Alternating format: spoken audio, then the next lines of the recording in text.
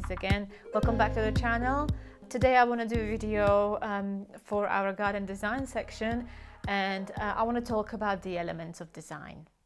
You know, attractive gardens very rarely just happen. They are designed.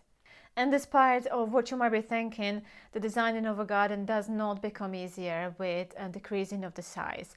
Quite the opposite. It becomes more challenging, more difficult, and more demanding.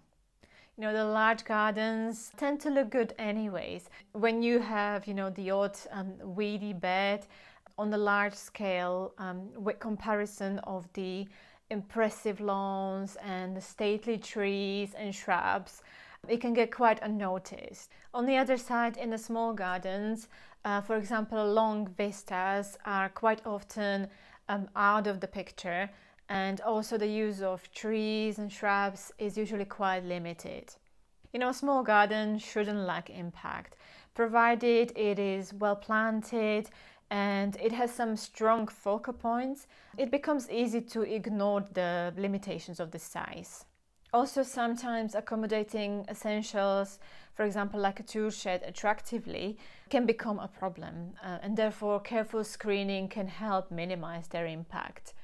So the key here is to keep the design simple.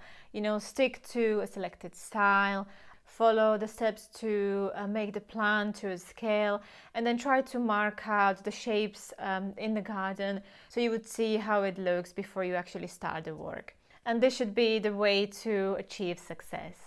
So I hope this video was helpful for you again. I know it was quite brief, but it did give you some points to stick to. Obviously, don't forget to subscribe and like my videos and like my channel. And you can also find me on different social media, so let's just stay connected. So as I said previously, don't be afraid to ask me any questions. Let me know what you want to see, and I will see you in the next one then.